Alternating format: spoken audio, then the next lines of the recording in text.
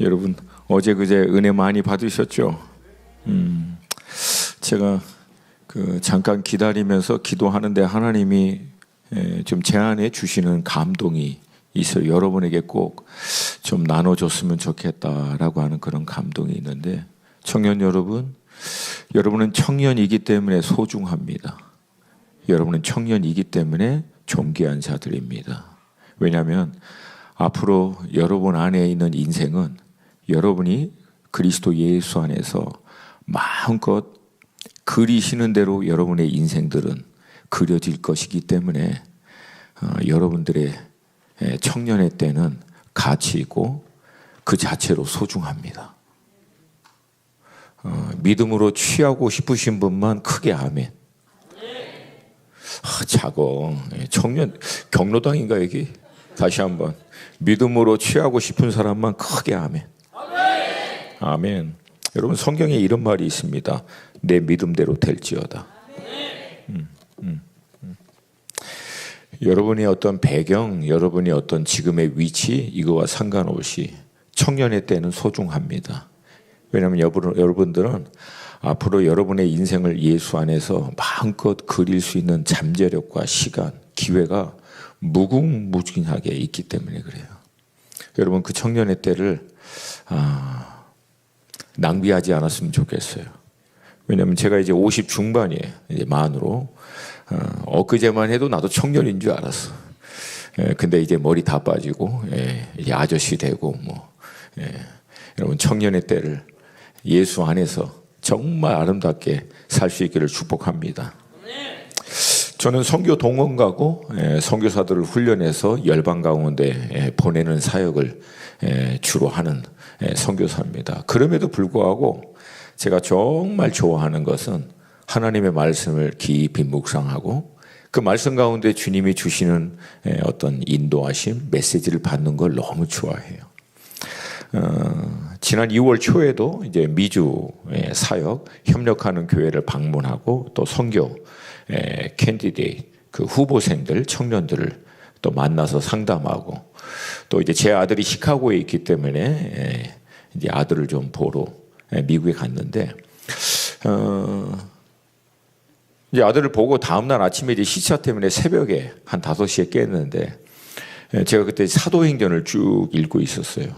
그러니까 새벽에 깨서 조용히 방에서 나와서 그 호텔 밑에 식당에서 사도행전을 마저 이제 쭉 1시간 반 쭉 다 읽고 이제 끝냈는데 그때 사도 바울이라고 하는 인생의 어떤 그 삶이 마치 이렇게 주마등처럼 이렇게 싹 그 일생이 이렇게 그려지더라고요. 그런 가운데 뭐 잔잔한 이제 감동과 은혜가 있는데 그때 이제 마침 성경을 딱 사도행전을 마치는 그때 창밖에서 이제 해가 이제 딱 떠오르는 거예요. 새벽에 끝났어요. 근데 마치 그 햇볕이 제 위에 딱 비치면서 저도 모르게 뭐 어떤 배경도 없이 그냥 감사가 제 안에 막 넘치더라고요. 주님 감사합니다. 정말 모든 게 주님의 은혜입니다. 그러면서 이제 앞으로 제가 이제 집회도 해야 되고 청년들 만나야 되고 또 한중일 연합 사역을 위해서 또 사역자들을 만나야 되기 때문에 함께 협력하는 목사님들에게 기도 제목을 막 나눴어요. 이래 기도해 달라고. 그때 이제 제 동역하는 목사님이 또 저한테 이제 응답하면서 유 목사님 정말 고생 많다고 늘 그렇게 돌아다니면서 혼자 다니고 사역을 하고 막 그렇게 하는데 너무 수고 많다. 근데 그 문자를 딱 보는데 제 안에는 물론 이제 한편으로 저의 삶을 보면 기존의 목사님들과 달리 지역교회를 이렇게 섬기고 자기 사역들이 이렇게 있는 그런 것보다는 주로 이제 다른 분들의 사역들을 지원하고 그 사역을 세우고 청년들도 뭐 내 밑에 있는 청년들보다는 다른 공동체 청년들을 발굴해서 훈련해서 그 교회를 통해서 파송받도록 도와주는 그런 역할들을 하고 저 사실은 굉장히 내성적인 사람입니다. 아무도 안 믿어요. 근데 훈련된 외향적 사람이지 사실은 혼자 있는 거 좋아하고 사람들 만나는 거 별로 안 좋아하고 돌아다니는 거 별로 안 좋아하고 근데 이렇게 다니잖아요. 저의 어떤 성향과 상관없이. 그렇게 다니면서 이렇게 하니까 어떻게 보면 굉장히 힘들고 어렵고 자기 것도 없고, 이 나이 되도록, 여러분 비행기 많이 타고 다니면 처음엔 좋아 보여요. 근데 너무 많이 타면 나중엔 토할 것 같아. 비행기만 보면 비행기 멀미가 나요. 지금도 이제 비행기 타고 어저께 왔어요. 이제 사흘 후에 또 중동으로 가야 돼. 그래서 모로코 갔다가 이집트 갔다가 터키 갔다가, 터키에서도 이스탄불 갔다가 이집을 갔다가 아다나 갔다가 안타키아 갔다가. 부러우시면 연락하세요. 저한테 마음껏 다니게 해줄 테니까, 목사님하고 상의해서 알려주시면, 여러분 전철보다도 비행기를 더 많이 타는 삶을 살 수도 있어요. 여러분도. 어찌됐든 그러니까 다녀야 되니까 너무 힘들잖아요. 근데 다른 한편으로 보면은, 여러분 제가 아무것도 아닌데 하나님이 예수의 그 십자가의 복음의 은혜로 저 구원해 주셔서 연약하고 부족한 저를 하나님의 종 삼아 주셔서, 이 훌륭하신 선교사님들을 섬길 수 있는 특권도 주시고, 한 나라만 아니라 모든 열방과 나라를 다니면서 섬길 수 있는 특권을 주신 게, 이게 또 얼마나 큰 은혜예요. 아멘. 그러니까 여러분, 삶은요, 어떻게 보느냐에 따라서 여러분의 인생이 빛이 될 수도 있고 어둠이 될 수도 있어요. 제가 그때 사도행전 막 끝냈대잖아요. 그러니까 저는 갑자기 감사가 막 제 안에서 막 차고 넘치는 게, 주님, 저를 2000년 전에 안 불러주셔서 감사합니다. 왜? 나는 지금 호텔에서 자고 일어나서 그 아메리칸 브렉퍼스트, 그 베이컨하고 스크램블 에그, 제가 그거 되게 좋아합니다. 따뜻한 와플에다가 막 시럽 듬뿍 붙여가지고, 그리고 커피에다 이렇게 먹고 있는데, 사도 바울은 2000년 전에 비행기가 어디 있어? 맨 걸어 다녀야 되고, 배 타고 다녀야 되고, 따뜻한 호텔방이 어디 있어? 길거리에서 자야 되고, 아메리칸 브렉퍼스트가 어디 있어? 그 당시에 식은 빵덩어리 하나 먹고 다니면서 그렇게 다니면서 사도 바울이 어때요? 40에서 하나 덜한 매를 맞고, 돌로 맞고, 강도의 위험, 배고픔의 위험, 추움의 위험, 나는 이런 거 하나도 없어요. 하나도 없어. 얼마나 감사가 내 안에서 넘치는지, 주님 지금 불러주신 게 얼마나 감사한지. 2000년 전에 불렀으면 어떻게 했으면 했어 내가, 사도 바울과 같이 고생하는데. 그러니까 여러분, 모든 것은 여러분, 어떻게 내 인생을 보느냐라고 하는 거예요. 감사의 조건은 외부에서 안 옵니다. 사랑하는 여러분, 우리 청년들이 착각하는 게 있어. 내가 원하는 조건이 외부적으로 다 이루어지면 그때야 내가 감사할 거라고, 기쁨과 은혜가 넘칠 거라고 하는데, 여러분 절대 그렇게 되지 않습니다. 감사는 우리 심령에서, 내부에서부터 나와요. 할렐루야. 그리고 감사를 보고 은혜를 보는 사람은 그 입에서 감사와 은혜가 끊어지지 않습니다. 그리고 그 입의 고백대로 하나님은 계속해서 감사와 은혜를 그 인생 가운데 부어주세요. 왜? 그 입의 말의 고백대로 하시겠다고 얘기했거든. 근데 반대로 이 시대를 살고 있는 우리 청년들이 뭘 잘하고 잘못하고를 떠나서, 제가 보고 있는 가장 안타까운 것은 온통 자기 인생의 어두운 것만 보는 거예요. 안 되는 것만, 부족한 것만. 그리고 그것에 대한 불평을 입으로 해요. 그리고 스스로 자기 인생에 대해서 하나님의 복을 끊어버려. 온통 불평하고, 왜 안 되지, 뭐가 안 되지, 힘들지, 일어나면서도 막 짜증나. 그러면 내가 예언할게, 네 인생 하루는, 그날 하루는 짜증이야 그냥. 여러분 하나님 말씀 같이 한번 볼까요? 이사야 60장 1절과 2절 말씀, 우리 한 목소리 읽겠습니다. 시작. 일어나라, 빛을 발하라. 이는 내 빛이 이르렀고 여호와의 영광이 내 위에 임하였음이니라.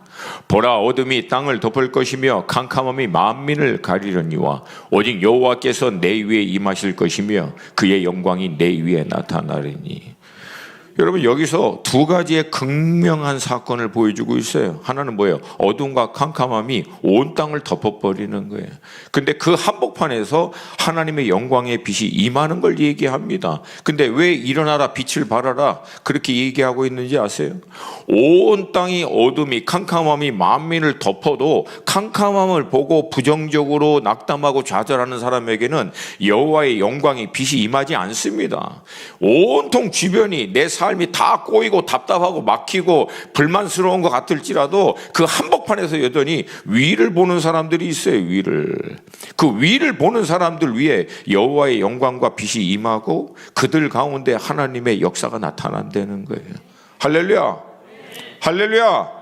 안 되는 것만 보지 마. 어두운 것만 보지 말라고. 꼬인 것만 보지 말라고. 눈을 들어서 위를 보라고. 우리 하나님은 제한받지 않으세요. 내가 제한하는 거지. 우리 하나님은 능력의 하나님이시고 돌파의 하나님이시고 모든 것을 합력하여 선을 이루시는 분이세요. 유일하게 그 하나님의 역사를 누가 막냐면 내가 막아. 왜? 내 시야가, 내 관점이 온통 어둡고 안 되고 답답한 것만 보고 있고 내 인생은 그런 인생이라고 스스로 고백하니까 본인 스스로가 그 어둠에 말려 들어가 버리는 거예요. 여러분 창세기부터 요한계시록까지 우리 인간적인 관점에서 여러분 우리가 생각하고 있는 대로 일이 잘 풀리고 잘 되고 편안하고 아름답고 그렇게 산 사람 별로 없어. 다 꼬이고 답답하고 어둡고 힘들고 모함당하고 핍박당하고 어두운 사람들이지. 근데 여러분 그런 삶으로 얼룩졌음에도 불구하고 여러분 그 가운데 강력한 하나님의 임재와 영광과 역사가 일어나서 정작 그 삶의 과정을 통과하신 사람들은 모두가 하나님을 찬양하고 하나님의 은혜라고 얘기하고 하나님의 감사라고 얘기하고 하나님께 영광을 돌리는 삶으로 인생을 마칩니다. 그러므로 여러분 우리 믿음으로 좌우에 계신 분하고 선포하겠습니다. 어둠이 아니라 빛을 보라. 아니 뭔 청년들이 선포가 이렇게 어둠이 아니라 빛을 야 선포하다가 순교하겠다. 다시 한번 강력하게 청년답게 우리 여기 청년 맞습니까? 네. 청년 맞습니까? 네. 그럼 다음으로 우리 친구들 보면서 어둠이 아니라 빛을 주목하라. 아멘입니까? 네. 아멘입니까? 네. 여러분 성경에서 왜 우리로 하여금 부르짖어라 외쳐라 큰 소리를 말하라 여호와의 이름을 불러라 영어로 표현하면 더 다양합니다. 여러분 이런 구절이 구약에만 500번 이상이 나와. 왜 그럴 것 같아? 하나님이 귀가 어두워서? 아니에요. 하나님을 위해서 그렇게 하라고 한 게 아니야. 왜? 우리가 살고 있는 이 세상은 영적인 어둠의 세상이기 때문에 우리가 가만히 있으면은요 상황과 환경과 어둠의 영 가운데 온통 우리의 마음과 생각과 영이 눌려요. 그거를 돌파하고 뚫어내리는 방법이 뭐냐면은 강력하게 믿음으로 선포하는 거예요. 전능의 주가 다스리십니다. 주 여호와 하나님이 살아계십니다. 놀라운 일을 행하실 것입니다. 주 여호와께서 넉넉히 이 일을 감당케 하실 것입니다. 이게 눌릴 때마다 믿음으로 돌파하는 거예요. 여러분 사람은 두 종류뿐이 없어. 상황과 환경과 감정에 눌려버리고 질질 끌려가는 인생이 있고 상황과 환경과 감정에 상관없이 그것을 돌파하여 하나님이 원하시는 수준에까지 올라가는 사람이 있고 둘 중에 어느 거 할래?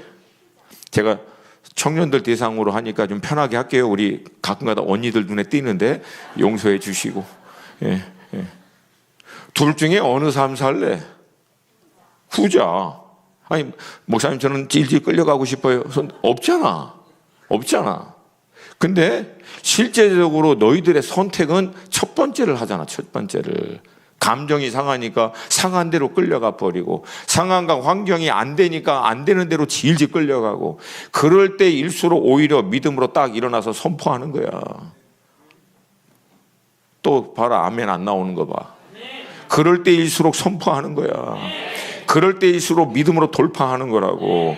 그리고 너희들이 정말 그렇게 돌파하고 외치고 믿음으로 선포하잖아. 너도 모르는 내적인 심령에서 생수가 터져나듯 믿음의 담대함이 일어나게 된다고. 어떻게 알아? 해보면 안다고. 할렐루야. 여러분 우리 믿음의 선배들이 뭐 한다고 뭐 힘이 넘쳐갖고 쫙 이거 주여 삼창하고 그렇게 부르짖었냐고. 어? 왜 그런 것 같아? 우리나라 50년대 말부터 보면 알잖아. 온통 나라 전체가 눌려가지고 이념으로 눌리고 경제적인 거에 눌리고 소망이라고는 볼 수 없는 어둠이 온통 대한민국 땅을 다 덮어버렸어요. 근데 그거 뭘로 뚫어버린 줄 알아? 주여 삼창과 기도로 다 뚫어버린 거라고. 할렐루야. 요즘 사람들이 그래. 도대체 대한민국 교회 어떻게 다시금 회복되고 부흥되느냐고. 아니 나는 지금 한국에 와서 산 지가 8년 됐어요. 원래 목사님 이제 미국 출신이고. 내가 8년 살아보니까 대한민국이 다시금 부흥이 일어나고 돌파되고 회복될 수 있는 길은 나는 다 보여. 기도 회복하면 돼. 기도 회복되면 돼. 우리 구리 목양교회 가운데 놀라운 우리 청년부 가운데 부흥이 일어나려면 뭐 하면 된다? 뭐 하면 된다? 아이고 기도 가만. 에이 왜 이래 이거. 이틀 동안 수련회 하고 왔다면서. 다시 한번 뭐 하면 된다? 아멘. 기도하면 다 뚫려. 기도하면 네 인생 뚫려. 왜 이렇게 안 돼? 다 해보고 안 했잖아. 기도만 다 해보고 기도만 안 해봤잖아. 다 하고 기도만 안 했잖아. 그러면 이제 남은 옵션은 뭐야? 기도하는 거 아니에요? 할렐루야. 청년의 때 내 인생을 향한 하나님의 부르심의 소명이 무엇인지, 이제 남아있는 내 인생의 그 어마어마한 가능성 가운데 예수 안에서 나는 어떤 인생을 그리고 주님의 인도하심에 따라 놀라운 시대에 하나님의 경륜에 쓰임받는 인생이 될 것인가. 전문적인 영역이 어떤 영역이든 간에 그 영역을 통해서 하나님의 경륜을 이루는 삶으로 연결시키는 인생을 살 것인가. 이거 여러분 돌파해내기 위해서 하나님 앞에 한번 여러분 자리 틀고 앉아서 기도로 한번 돌파해 보라는 거예요. 할렐루야. 나를 간절히 찾는 자가 나를 만날 것이요. 나를 간절히 찾는 자가 나를 만날 것이요. 나를 찾는 자가 나를 만날 것이요 라고 얘기하지 않았어요. 나를 간절히 얘기했지. 여러분 그 간절히 히브리 원어가 뭔지 아세요? 태도를 얘기합니다. 내적인 갈망을 얘기하는 거야. 그 갈망을 표현하는 거야. 그게 우리 믿음의 선배들에게는 최삼창이었다고. 그러니까 여러분 청년의 때도 한번 이거 주님 앞에서 돌파해 보시기를 주님의 이름으로 축복합니다. 할렐루야. 올 한 해 한번 돌파해 보세요. 주께서 여러분의 인생 가운데 놀라운 일을 행하실 줄로 믿습니다. 여러분 오늘 우리 본문에 나와 있는 사도 바울이라고 하는 사람을 보면은 이 사람처럼 인생이 드라마틱한 사람이 없어요. 좋게 얘기해서 드라마틱하지. 실제적으로 얘기하면은 이분처럼 인생이 꼬인 사람이 없어. 여러분 사도 바울은요 예수님 만나기 전에는 잘 나가는 인생이었어요. 오히려 다메섹에서 예수님 만나고 난 다음부터 아주 고생길이 열린 사람이에요. 우리가 알다시피 사도 바울은요 동서양의 모든 학문을 섭렵한 대단한 엘리트였습니다. 오늘 본문에서 얘기하고 있는 길리기아 성 다소, 당시에 얘기하면은 유럽 제국의 주요 도시 가운데 한 군데였어요. 거기에서 태어날 때부터 시민권, 로마 시민. 여러분 당시 로마 시민 인구가 20만에서 30만 뿐이 안 됩니다. 그들이 전 세계를 다스린 거예요. 그러니까 로마 시민이라고 하는 것은 이 당시에 어마어마한 특권입니다. 오늘 본문 뒷부분에 나오면 천부장이 사도 바울에게 뭐라고 얘기합니까? 나는 많은 돈을 주고 이 로마 시민권을 샀노라. 그렇게 얘기합니다. 평생 모은 돈 다 갖다 바쳐서 시민권을 겨우 하나 샀는데 사도 바울은 태어나면서부터 시민권이었어요. 그리고 다소에서 헬라적인 사상을 통하여 학문을 통하여 준비하고 난 다음 예루살렘에 가서 길리기아, 당시 유대 율법주의의 석좌 교수 같은 분이에요. 그분 밑에서 사사를 받은 동양과 서양의 학문을 통하여 완전히 겸비한 엘리트였습니다. 그리고 역사학자들의 추정을 보면은 사내들인 공회원일 정도로 어마어마한 사람, 잘 나가는 사람이었어요. 근데 여러분 이 어마어마하게 잘 나간 사람, 그리고 이 어마어마한 사람들이 갖고 있었던 열정이 있어요. 사도 바울 하면 열정이잖아요. 열정. 근데 사도 바울의 유일한 문제가 뭐냐면 그 어마어마하게 준비한 학문과 그 세상적인 모든 것과 열정이 잘못된 방향을 향해서 꽂혀 있었던 거야. 예수가 아니라 예수를 대적하고 세상을 쫓아가는 방향. 다메섹에서 예수 만나고 난 다음에 사도 바울이 이 모든 거를 이제 예수께로 정리시킵니다. 그때부터 사도 바울의 인생을 향한 하나님의 뜻이 이루어지는 삶으로 들어갑니다. 청년 여러분, 여러분 인생에 있어서 제일 중요한 게 뭐냐면 방향 설정이야. 따라서 합시다. 방향이 잘못되면 뭘 해도 다 잘못된다. 좌우에 계신 분하고 믿음으로 선포합니다.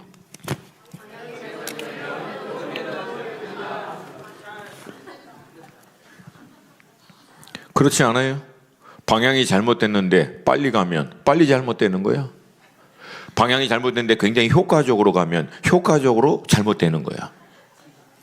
방향이 잘못됐는데 굉장히 젠틀하고 나이스하고 인격적으로 훌륭하게 가면은 인격적이고 젠틀하고 나이스하고 훌륭하게 잘못되는 거야. 사람들이 아직도 이걸 몰라. 여러분, 크리스찬의 삶이라고 하는 것은 착하고 나이스하고 그 다음에 젠틀하고 인격적으로 아름답게 사는 게 본질이 아니에요. 물론 그것도 중요합니다. 근데 그리스도인의 삶의 본질은 방향이 예수께 꽂혀 있는 거야. 이걸 거듭나다, 이것을 구원받다라고 하는 거야. 내 중심적인 삶, 내가 계획하여 사는 삶, 이 세상의 유행, 가치, 방향을 쫓고자 하는 삶에서 이제 틀어서 복음을 통하여 예수께 꽂는 거예요.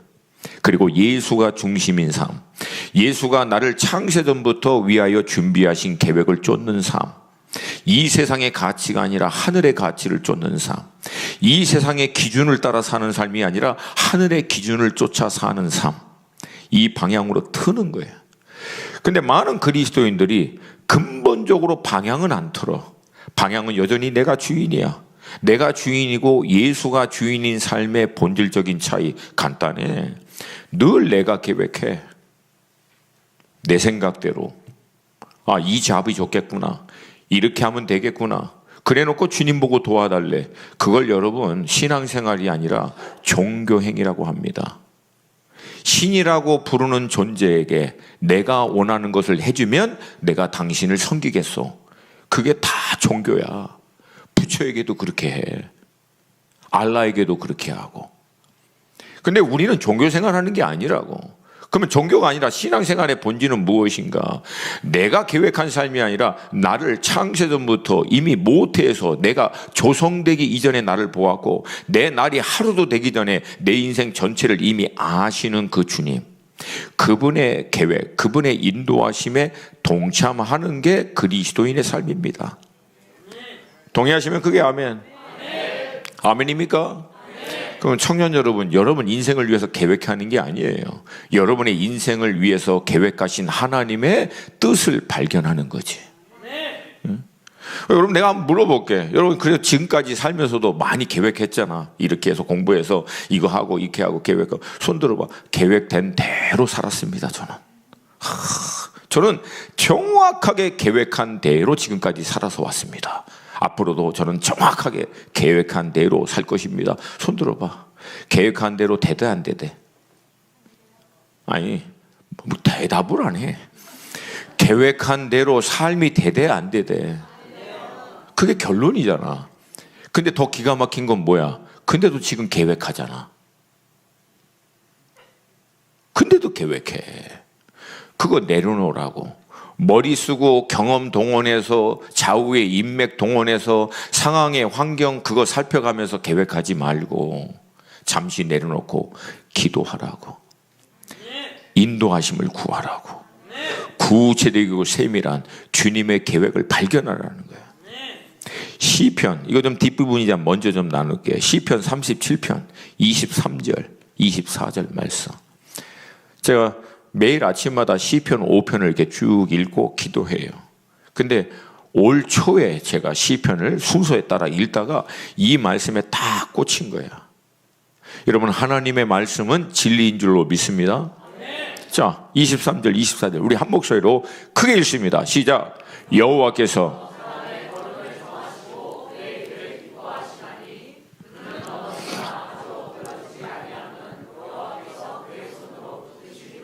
아멘.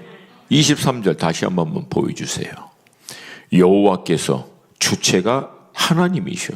내가 아니라. 그분이 사람의 걸음을 정하신 거예요.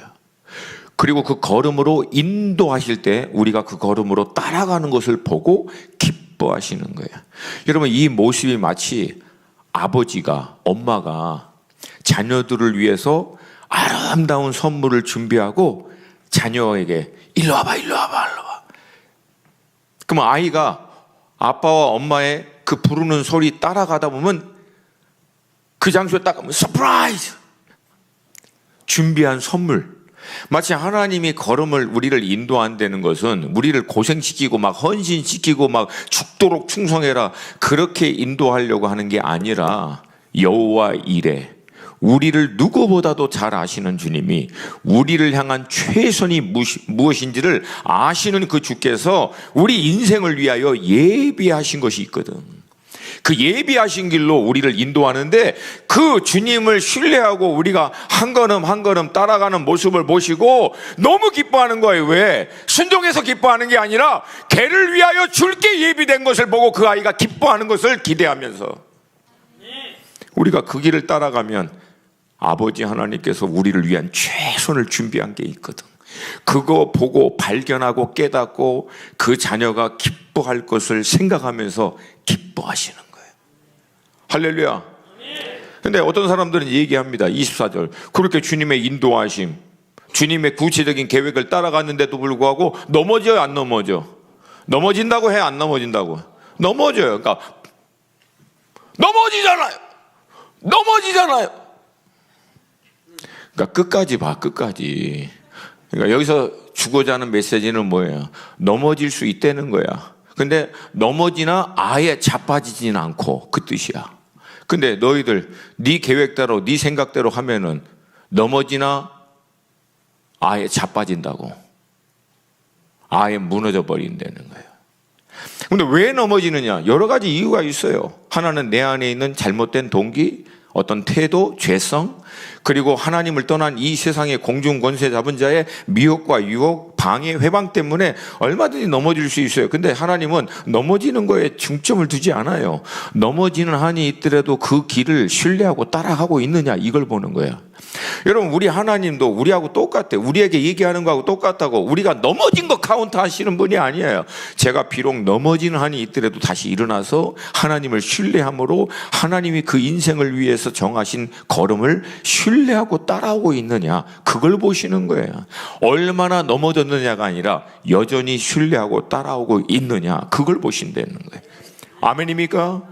아멘입니까? 여러분, 넘어지는 인생도 하나님이 붙들고 계시는 거예요. 그러니까 하나님의 그 계획과 인도하심을 따라가는 인생은 끝까지 하나님이 붙들고 계시는 거예요. 끝까지. 할렐루야. 할렐루야. 여러분, 하나님이 붙드는 이 인생길로 들어갈 수 있기를 주님의 이름으로 축복합니다. 안타깝게도 사도 바울은 자신이 갖고 있었던 그 어마어마한 재능과 열정을 예수를 대적하는 방향을 쫓아 살다가 아무도 안 시켰어. 아무도 시키지 않았는데 자기 열심으로 다메섹, 이스라엘의 북단 끝까지 쫓아가면서 예수 믿는 사람들 잡아다가 감옥에 가두려고 그 열심으로 쫓아가다가 다메섹에서 주님을 만납니다. 주님 만나면서 인생이 새롭게 시작됩니다. 사랑하는 여러분, 신앙에 있어서 제일 중요한 것은 살아계신 주님과 만나는 거예요. 이걸 흔히 우리 인카운터라고 얘기하잖아요. 하나님을 대면하는 사건. 복음을 통해서 은혜 가운데, 예배 가운데 기도하다가 말씀 보다가 말씀 듣다가 살아계신 하나님을 인카운터하는 사건이에요. 할렐루야.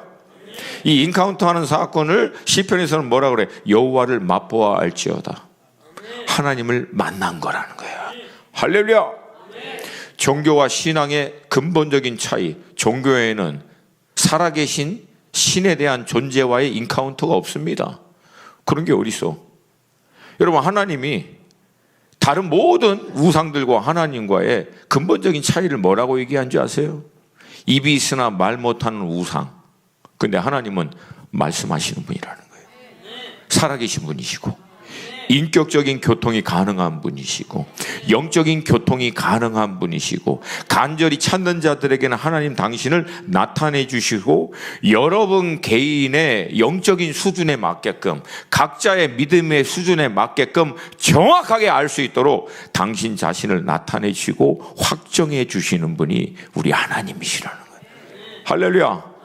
그 하나님을 날마다 만남으로 아는 지식에서 자라가고 이 지식에서 충만해질 때 여러분 우리는 눈에 보이고 만져지는 세상보다도 그 하나님이 더 실체가 되는 인생을 삽니다. 그래서 세상의 눈에 보이는 거에 따라 살지 않고 내게 더 강력한 실체가 되신 하나님의 인도하심을 쫓아 사는 믿음의 삶이 가능해진다는 거야. 할렐루야. 이 돌파가 청년의 때에 있을지어다. 결국 다메섹에서 주님 딱 만나고 난 다음에 바로 다음 날부터 예수가 우리 민족이 기다렸던 바로 그 메시아다 선포합니다. 할렐루야. 그리고 난 다음에 사도 바울이요 아라비아로 2년을 가요. 그리고 다시 돌아와서 다메섹에서 복음을 증거하다가 핍박 때문에 제자들이 광주리에 매달려서 성에서 내립니다. 창문으로. 그리고 난 다음에 예루살렘에 가서 거기에 사도들과 리더들과 교제하려고 할 때 아무도 사도 바울을 받아들이지 않아요. 왜? 옛날에 핍박했던 사람이거든. 근데 바나바가 그를 데리고 사도들과 리더에게 소개해 주면서 그들과 잠시 교제를 나눈 다음에 자기의 원래 고향인 다소로 갑니다. 그리고 거기서 여러분 9년을 머물러요. 아라비아에서 2년, 고향 다소에서 9년. 여러분 사도 바울이라고 하는 사람을 생각해 보면은 이게 총 11년이잖아. 그 11년 동안에 어느 누구도 만나지 않습니다. 어떤 사역도 한 기록이 없어요. 그 엄청난 열정과 그 실력을 가진 사람이 11년을 고향에 묻혀가지고 뭘 한 것 같아요, 여러분? 목사님 표현으로 칼을 간 거야, 칼을. 하나님의 때가 올 때까지 칼을 간 거야. 청년 여러분, 여러분은 지금 칼을 갈아야 하는 때야. 하나님의 때가 여러분의 인생 가운데 임하기 전까지 칼을 가는 거야. 잘 들어요. 기회를 찾지 말고 하나님의 때가 여러분에게 임하기를 구하세요. 기회는 믿지 않는 사람들이 구하는 거고 하나님의 경륜이 여러분 인생 가운데 열려 하나님이 개인적인 차원에서 여러분의 인생을 콜링하는 때가 임하는 인생이 이 시대 가운데 하나님의 놀라운 계획에 동참하는 인생이 될 줄로 믿습니다. 그럼 이 하나님의 때가 누구에게 열리는가? 준비된 사람에게. 따라서 합시다. 준비된 자에게 하나님의 때가 열린다. 할렐루야. 할렐루야. 이 우리가 두 가지를 피해야 돼. 왜? 준비도 안 된 것이 막 하나님 내게 열방을 달라고 하나님 내게 맡겨만 달라고 막 열방을 주시옵소서. 안방도 감당이 안 되는 것이 열방 달라고 그러고 막 여기 약간 근데 정서적으로 조금 이렇게 메말른 것 같아. 뭘 얘기해도 사람들이 반응이 별로 없네. 야 고마워. 크게 이렇게 해줘서. 여러분 따라서 합시다. 나는 내 일을 하고 하나님은 하나님의 일을 행하신다. 뭐 당연한 말씀이죠. 근데 우리는 가끔 가다가 하나님의 역할까지 우리가 막 걱정한다고. 여러분 때를 열어주시는 분은 나다 하나님이시다. 그러면 나는 뭐만 하면 돼? 준비만 하면 돼. 내가 준비되면 하나님은 골리앗 앞으로 나를 인도하시고 내가 준비되면 하나님이 나를 다음 단계로 인도하신다는 거예요. 할렐루야. 할렐루야. 여러분 이 11년 동안 사도 바울이 뭐 했던 것 같아요? 딱 한 가지 했습니다. 왜? 이후의 사도 바울의 사역과 그의 모든 기록을 보면 이 한 가지의 공통된 주제로 모든 게 귀결돼요. 그게 뭔지 아세요? 자기가 그 전에 배웠던 모든 헬라적인 사상, 이론, 모든 교육, 그리고 유대주의적인 율법, 그 모든 전통, 이걸 전부 다 예수 그리스도 안에서 정렬시킨 거예요. 정렬. 통일시킨 거야. 오직 예수. 오직 예수. 오직 예수. 인생 전체를 예수 중심으로 딱 정렬시킨 거라고. 자기가 갖고 있던 학문적인 지식, 자기가 갖고 있었던 모든 전문 영역, 경험, 노하우 모든 걸 예수 안에서 딱 정리시킨 거예요. 그랬더니 하나님이 이 때가 되자 사도 바울 인생을 통해서 그가 가지고 있었던 모든 자원들을 동원하여 그 인생을 향한 하나님의 목적과 뜻을 이루는 도로 아름답게 사용하십니다. 여러분이 지금 해야 할, 특별히 청년의 때 여러분의 모든 가치관을, 학문을, 사상과 이론을, 삶의 기준들을 예수 중심으로 정렬시켜야 된다고. 이게 안 되면 여러분은 예수 믿는 삶을 절대 살지 못합니다. 잘 들어야 돼. 목사님은요, 뭐 예수 믿어라, 잘 믿어라, 그러면 하나님 축복해 준다, 잡도 잡는다, 뭐 하나님 너를 놀랍게 축복해 주고 쓰임 받는다, 이런 소리 안 해요. 나는. 왜? 그렇게 되는 예를 못 봤어. 그냥 한다고. 유일하게 우리가 청년의 때 해야 될 것이 뭐냐면, 내가 예수를 깊이 만나기 이전에 갖고 있었던 모든 나의 개인의 기준의 가치, 관점, 생각, 학문, 전문 영역마저도, 왜 전문 영역과 신앙이 따로따로 노는 줄 알아? 전문 영역이 예수 그리스도 안에서 정렬이 안 돼서 그래. 그러니까 실질적인 삶과 전문 영역에서는 세상 방법으로 하는 거고, 교회 나와서 신앙생활은 신앙생활대로 하고, 이걸 이원론이라고 하잖아요. 듀얼리즘. 듀얼리즘은 결국은 어디로 귀결되는 줄 아세요? 종교생활로 귀결됩니다. 그러는 척. 복음의 능력이 안 나타나. 그러니까 삶의 자리에서. 그러니까 청년의 때 여러분들이 왜 말씀을 봐야 되냐면, 말씀에 많은 지식과 인포메이션과 팩트, 이거 머리 담아놓으라고 말씀을 대하는 게 아니라고. 여러분, 그러면 네이버가 더 많이 알아, 너보다. 구글 쳐봐, 다 나와. 우리가 말씀을 대하는 것은 말씀의 인포메이션 깨닫는 게 아니라고. 말씀 앞에 나를 정렬시키는 거라고. 내 관점을, 내 생각을, 나의 가치를, 삶의 목적을, 학문을, 전문 영역을 오직 예수 안에서 일사불란하게 정렬 딱 시키는 거예요. 그래서 우리의 행하는 모든 일이 뭘로 귀결돼? 예수야. 왜 이래야 돼? 예수야라고. 동의하시면 크게 아멘. 제가 이제부터 물어볼 거예요. 그럼 무슨 대답을 해야 되는지 대충 알겠죠?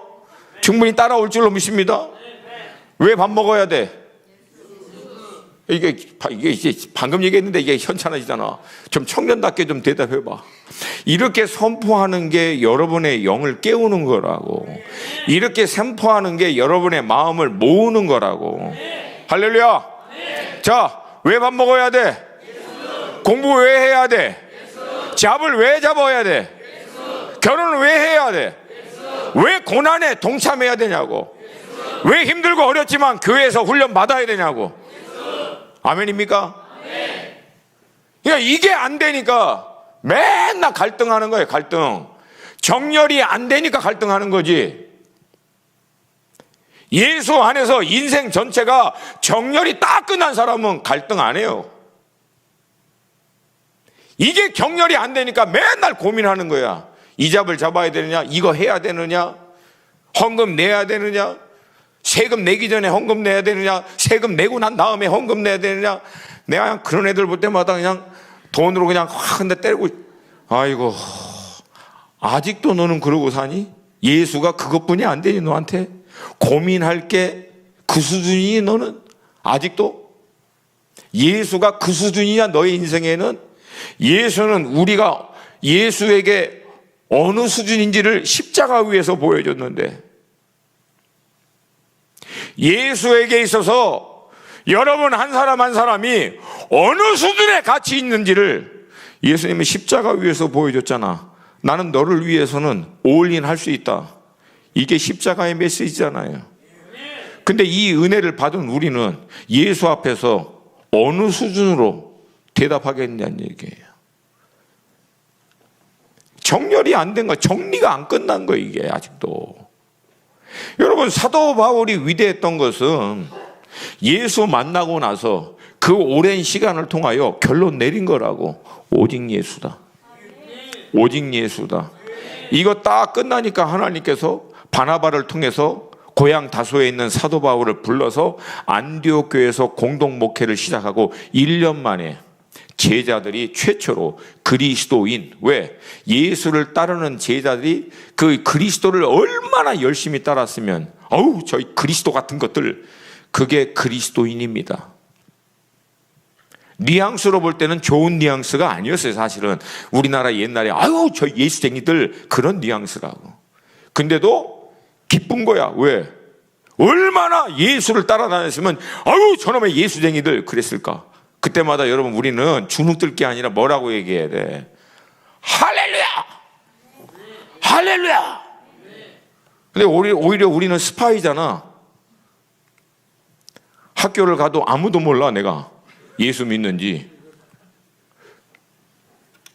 직장에서도 아무도 몰라 내가 교회 다니는지.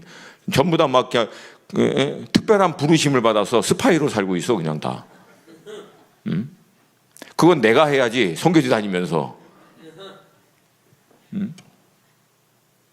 담대하시기를 축복합니다. 그리고 결국은 이 교회가 체계가 세워지자 기도하는 가운데 금식하면서 성령의 음성을 듣고 1차, 2차, 3차 선교를 위해서 바울과 바나바를 파송합니다. 여러분 그 선교의 과정을 보면은요, 사도 바울의 삶이 그때부터 우리식으로 인간적인 관점에서 볼 때는 꼬이기 시작한 거야. 얼마나 얻어맞고 배고프고 춥고 강도 만나고 동족의 위험과 이방인의 위험과 그리고 또 배가 난파되고 하여튼 고린도 후서에 사도 바울 스스로가 고백한 그 고난과 환난을 얘기하자면 한두 가지가 아니죠. 그리고 오늘 본문의 배경에서도 그렇게 꼬이는 것에 거의 클라이막스야. 오늘 본문의 배경을 보면 사도 바울이 그렇게 3차 전도를 끝나고 예루살렘에 딱 도착하자 하나님께서 사도 바울을 통하여 이방인 가운데 행하신 놀라운 은혜를 선포합니다. 그때 막 성도들이 막 하나님께 영광 돌리고 찬양하는데, 근데 그 예루살렘 교회 리더들이 사도 바울에게 좀 안타까운 이슈가 있는 것에 대해서 얘기합니다. 그래서 뭐냐면 사도 바울이 율법의 행위로는 구원받을 수 없고 오직 예수를 믿음으로 우리가 구원을 받는다라고 하는 복음을 증거하다 보니까 마치 율법의 열심인 유대인들의 입장에서 볼 때는 사도 바울이 율법을 너무 함부로 여기는 것처럼 보이는 거예요. 이 당시에 우리가 좀 이해해야 될 것이 예수를 믿음에도 불구하고 할례파 그리스도인들, 예수 믿고 구원받아도 여전히 할례를 받아야 된다 그렇게 주장하는 사람들이 있었고, 바리새파 그리스도인들, 그 다음에 율법의 열심인 그리스도인들, 믿고 구원받는 건 맞지만 그럼에도 불구하고 율법의 말씀을 잘 지켜야 된다 그렇게 믿는 사람들이 있었다는 거예요. 근데 이 율법주의적인 이 그리스도인들이 볼 때는 사도 바울이 이게 말도 안 되는 거예요. 하나님의 율법을 폄하하고 함부로 하고. 이러니까 이 사람들이 사도 바울 오기를 기다린 거야. 막 그냥 화가 나가지고. 그래서 이 문제를 해결해야 하는데 이들이 제안을 합니다. 우리 가운데 서운한 사람이 있으니까 너가 그 사람들을 데리고 성전에 가서 소원에 대한 비용을 갚고 그 소원을 완전히 이루면 율법에 따라 너도 그 소원을 잘 지키는 것을 통해서 율법을 너가 함부로 폄하하는 사람이 아니라 존중하고 지키는 사람인 것을 그들도 알 것이다. 예루살렘 교회가 리더가 이걸 제안한 거예요. 그리고 사도 바울도 이 제안을 받아들입니다.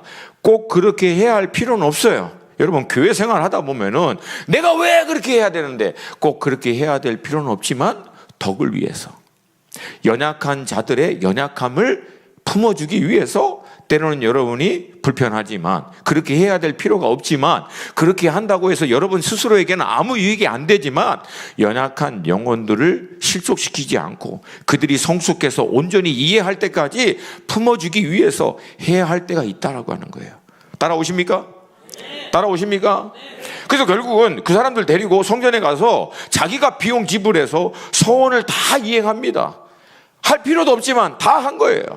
근데 이제는 이 서원이 다 끝나는 마지막 날에 이제는 아시아에서 오는 율법주의자들, 유대주의자들이에요. 이건 율법을 믿는 그리스도인이 아니라 이건 주데이즘, 유대주의자, 율법에 열심인 사람들이 사도 바울을 성전에서 본 거야. 그러더니 사람들을 다 막 그냥 막 선동해가지고 여기 오라고, 이 하나님의 성전을 더럽힌 놈이 여기 있다고. 이놈이 세상에 이방인을 하나님의 성전에 데리고 와갖고 하나님의 성전을 더럽혔다고. 근데 왜 그렇게 이 사람들이 그랬냐면 이틀 전에 마켓에서 사도 바울이 이방인하고 같이 있는 걸 본 거야. 그리고 이틀 후에 사도 바울을 성전에서 보니까 당연히 그 이방인을 성전에 데리고 왔다라고 착각한 거야. 그냥 자기네들끼리 그렇게 생각한 거야. 확인도 안 해보고. 그래가지고 막 달라붙어가지고 그때부터 사도 바울 죽이네 살리네 난리가 난데, 여러분 이 소요 사태가 얼마나 어마어마한 소요 사태냐면, 천부장이 로마 군인 1000명을 거느리는 천부장이 군대 300명을 끌고 가서 이 소요를 말리는 거예요. 그러니까 이 당시에 소요 사태는 수천 명이 달라붙어 가지고 사도 바울 죽이겠다고 난리 난 거예요. 그러니까 여러분, 사도 바울의 입장에서는 이건 꼬여도 얼마나 꼬입니까? 서원을 이행할 필요도 없는데도 덕을 세우고 다른 사람들의 오해를 풀기 위해서 자기 비용 갚아가면서 일부러 서원을 했는데, 이제는 또 자기가 이방인 안 될 것 같거든. 이방인하고 마켓플레이스도 국밥은 먹었겠지. 근데 성전에 데리고 온 적은 없어요. 근데 지네끼리 성전에 데리고 왔다고 착각해가지고 달라붙어갖고 사도 바울 죽이네 살리네 그러는 거예요. 근데 이번에는 천부장이 와가지고 사도 바울을 이 무리에서부터 구해내겠다고 끌고 가는데, 이제는 천부장이 사도 바울에게 뭐라고 얘기하는지, 이전에 소요를 일으켜 자객 4000명을 거느리고 광야로 가던 애굽인이 아니냐? 이제는 사도 바울이 애굽인이에요. 이제 또 그것도 자격을 4000명이나 거느린. 그러니까 여러분, 사도 바울 입장에서 복장이 터지려면 터져야 안 터져요 이거? 저 같으면 막 이게 막 답답함이 밀려오더라고. 막 나 같았으면 그랬을 것 같아. 막 처음에 예루살렘 교회 리더들이 왜 내가 그거 해야 되냐고, 내가 언제 율법을 폄하한 적이 있냐고, 오히려 율법이 몽학 선생이 돼서 우리로 하여금 죄인인 것을 깨닫게 해줬다고 내가 얘기했는데, 율법을 오히려 은혜라고 해서 함부로 하지 말라고 나는 설교하고 다녔는데, 오해는 지네들이 했는데 내가 왜 그 오해를, 이 불편한 과정을 통과하고 내가 내 돈 지불해 가면서 그거 해줘야 되냐고 충분히 반박할 수 있죠. 그리고 여러분, 유대주의자들이 붙어가지고 하나님의 성전을 모독한 점이 여기 있는데, 이방인을 하나님의 성전에 데리고 왔다고 할 때 여러분, 내가 왜 소리 못 질러? 야! 내가 언제 이방인 데리고 왔어? 어딨어 그놈이, 어딨어? 나 혼자 여기 있잖아. 내가 데리고 온 사람은 서원한 3명 유대인이야. 거기서 반박할 수 있어요 없어요? 끌려나갈 때 여러분, 천부장한테도 얘기하셔. 야, 이제 내가 애굽인이냐? 애굽인? 나 길리기아 다소에서 태어난 로마 시민권이다. 내가 충분히 얘기할 수 있었거든요. 얼마나 답답해요. 얼마나 답답해. 얼마나 억울합니까? 근데 여러분 잘 들어야 돼. 사도 바울이 예수님을 다메섹에서 만나고 평생을 살면서 고린도 후서에서 매 맞은 거, 강도 맞은 거, 춥고 배고프고 이방인과 유대인께 핍박받고 이 모든 거 얘기하면은 사도 바울 인생 전체는 딱 한마디로 통일할 수 있어요. 꼬인 인생. 근데 잘 들어요. 그 모든 꼬이고 답답하고 억울하고 힘들 때마다 오히려 사도 바울을 향한 하나님의 계획의 문들은 열립니다. 꼬여서 감옥 갔더니 감옥에 있는 간수당과 가족이 구원받습니다. 그리고 오늘 본문 꼬여가지고 결국은 질질 끌려갈 때 천부장에게 요청합니다. 내가 이들에게 얘기할 수 있게 기회를 달라고. 그리고 나서 사도 바울이 여기서 복음을 선포합니다. 여러분, 사도 바울이 대단한 사람임에는 불명하지만 아무리 대단해도 수천 명의 유대인들을 자기가 모을 수는 없어요. 못 모아. 자기가 무슨 수로 모아. 근데 여기는 지네끼리 모았어. 사도 바울 대적한다고. 그러니까 자기네들이 판 깔아준 거야. 그리고 사도 바울은 그 앞에서 복음 증거합니다.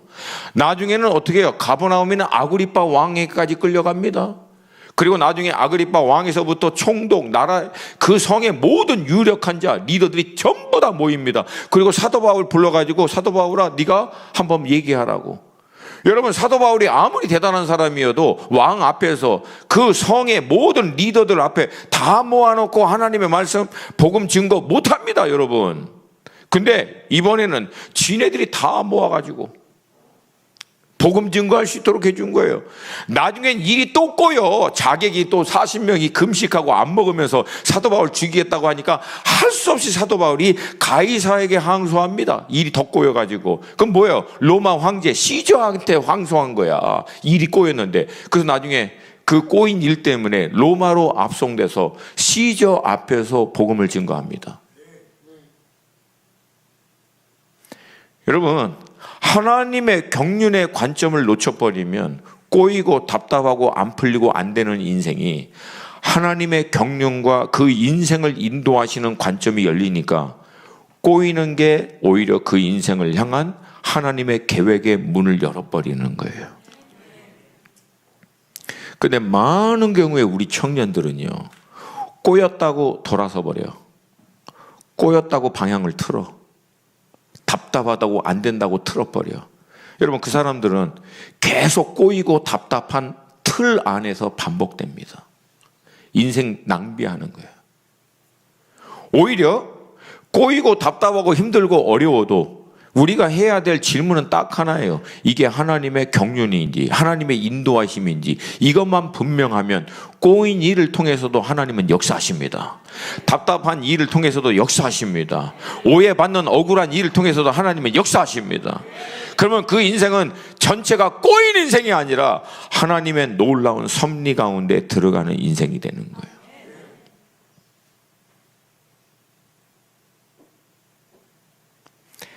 저는 사도 바울의 인생을 보면서 하나님이 한 인생을 어떻게 인도하시는지에 대한 하나님의 관점이 보여요.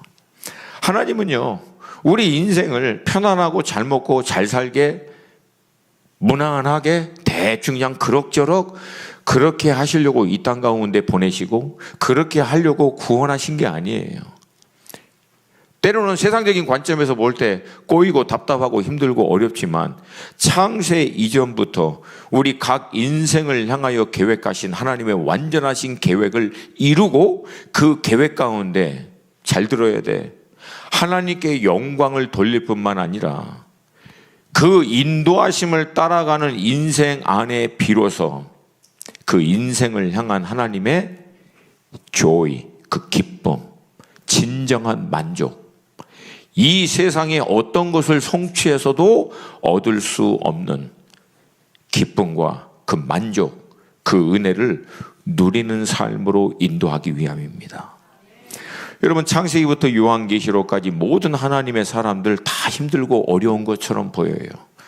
근데 여러분, 그 모든 사람들이 다 고백합니다. 하나님의 은혜라는 거예요. 왜 그런지 알아? 이게 제가 여러분에게 주고자 하는 마지막 메시지야. 왜 모든 하나님의 사람들의 인생들이 답답하고 고생하고 꼬이고 억울하고 많은 대가 지불하고 그렇게 힘들었음에도 불구하고 그들이 모든 게 여호와 이레고 하나님의 섭리였고 하나님의 은혜였다라고 고백하느냐? 그 삶의 현장마다 하나님의 임재가 거기 있었어요. 하나님의 임재가 그 자리에 있었어요. 사도 바울도 고난받고 힘들 때마다 하나님의 말씀이, 하나님의 비지테이션, 방문하여 그를 위로하시고 격려하시는 하나님의 인도하심이 있었어요. 그래서 여러분, 사도 바울의 인생은 꼬인 인생이 아니라 살아계신 하나님이 평생을 동행하는 삶이 됩니다. 주님이 함께하는 인생이 돼요. 할렐루야. 이 세상에 그 어떤 것도 줄 수 없는 하나님이 늘 함께하시는 삶, 그리고 주님의 그 인도하심에 따라 다 이루는 삶. 할렐루야. 여러분 가운데서도 이 은혜가 있기를 주님의 이름으로 축복합니다. 저도 주님 만나기 전에는 제가 20살 때 미국 갔어요. 백만장자 되려고. 국제 경영학 공부하고 일본어 공부하고 또 영어도 하고 하니까 3개국어 하고 비즈니스 공부하면 성공할 것 같아서 죽으라고 공부하고 꿈꾸고 40 초반에 은퇴해서 남은 여생을 부어라 마셔라 누려라 즐겨라 그렇게 살려고. 근데 23살에 주님을 만났어요. 그리고 25살에 정말 깊이 만나고 제 인생을 주님에게 올인 하기로 결정한. 그래서 나온 제 첫 번째 책 제목이 올인이에요. 올인. 그때 올인 하기로. 근데 그 이후로 저의 삶은 인간적인 관점에서 볼 때는 꼬인 거야. 대학 졸업하고 일본 선교 가서 헌신했더니 우리 집안은 꼬일 대로 다 꼬이고, 제가 주님 앞에 이제 풀타임 사역자로 헌신했더니 하나님이 사역의 아름다운 길을 열어준 게 아니라 온통 문제와 어려움들이 반복의 반복. 근데 여러분, 그거는 꼬이고 막히고 답답하고 억울한 일이 아니라 그 모든 과정을 통해서 하나님이 나를 빚어서 지금의 내가 될 수 있는 기초가 된 거였어요.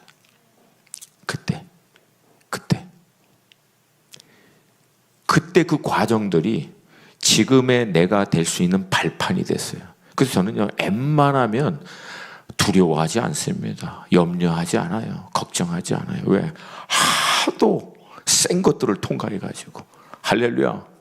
그러면 여러분, 그거 다 통과했더니 내가 고생에 찌들고 막 어둡고 막 인상 쓰고 짜증내고 그러는 것 보여요? 아니면 그 가운데서도 하나님의 은혜와 임재와 인도하심에 대한 확신으로 담대하게 보여요. 예, 그치. 뭐, 이렇게 얘기했는데 첫 번째라고 얘기하는 사람 없겠지. 그리고 제가 이제 사역을 한 27년 했죠. 27년. 지금 내가 내릴 수 있는 결론은 딱 하나예요. 주님이 나와 함께 하시는 거예요. 나의 삶의 자리에 늘 주님 함께 하시는 거예요. 이번 한 주간도 일본에서 그 인터내셔널, 일본에 있는 국제 대학생들을 24명 훈련하고 왔는데, 뭐 다 말로 표현할 수 없어요. 하나님의 임재와 은혜가 얼마나. 24명 중에 19명이 풀타임 선교사와 사역자로 헌신했어요. 남의 일이라 반응을 별로 안 하네. 하나님의 인도하심. 그래서 제가 인생을 놓고 내린 결론이 있어요. 그게 로마서 8장 28절입니다. 로마서 8장 28절. 우리 한 목소리로 크게, 오케이? 마지막 이제 끝냈어요. 이제 더 이상 할 말 없어. 크게 시작.